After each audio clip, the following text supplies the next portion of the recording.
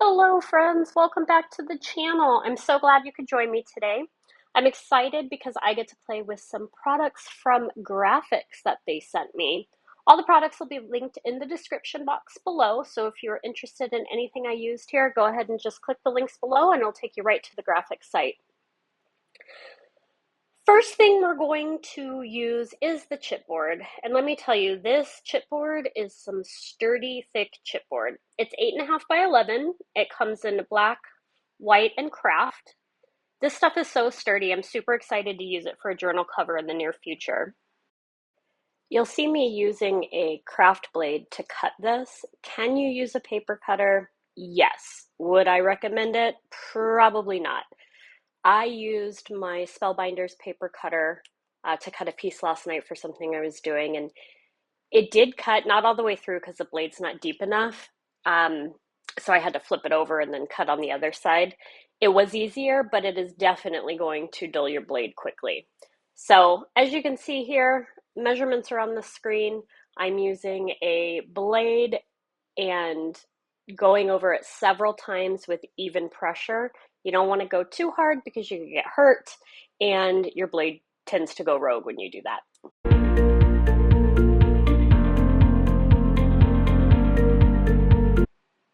A T-ruler comes in handy when you're doing this part just to make sure it's nice and square.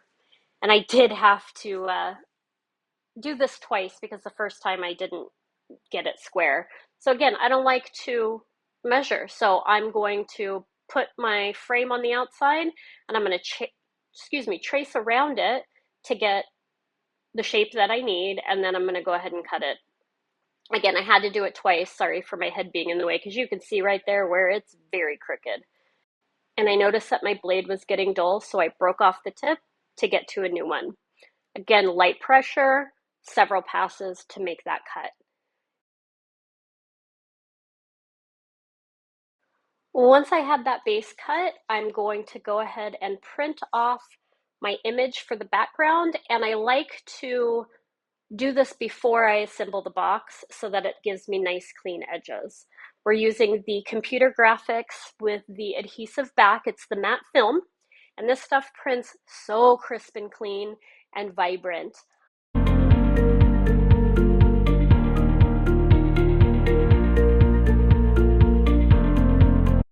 Once that is done, I cut it a little bit bigger than my base just so I know it's going to go edge to edge. And then I'm going to put the film down adhesive side up so that I can make sure that I put my base on there as straight as possible.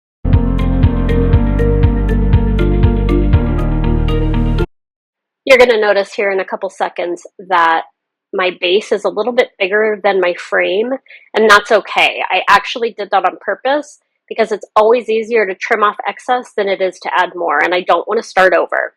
So there's about 1/4 of an inch hanging over the edge of the frame once I glue the frame to the base, and I just cut that off once the glue was dry.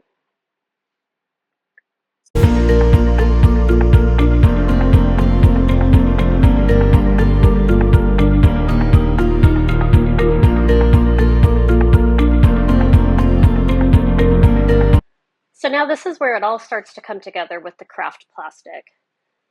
This stuff is a little tricky to cut. So I did use a paper cutter, but it will dull your blade faster than you can even imagine. So I would suggest using a sharp craft knife or X-Acto blade and a ruler. Again, cut slowly, even pressure. It has a protective film on it.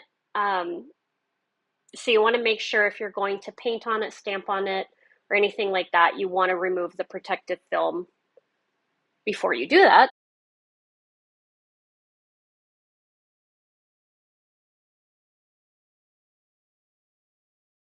So again, lost footage. You didn't see me stamping those corners, so we're going to do that again just so you can see. I would suggest using Stazon ink, but I don't have any, so I just use my Archival ink. I peeled off the protective layer, and then I just stamped in the corners of the plastic that's going to go as kind of like the cover of this box. And light pressure, if you press too hard, it will slip and slide all over the place. stamp it, and then set it aside to let it dry. Quick tip, if you get any ink where you don't want it, just take a little bit of rubbing alcohol and it'll come right off.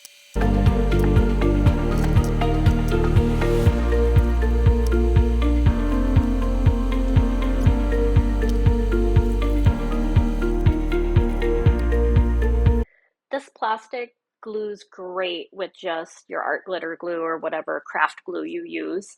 It doesn't have to be perfect at this point because we are going to cover it with decorative pom-poms.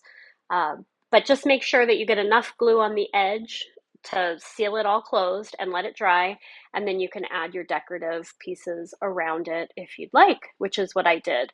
And I didn't paint the outside because we're going to add some decorative trim around that too to give it some color.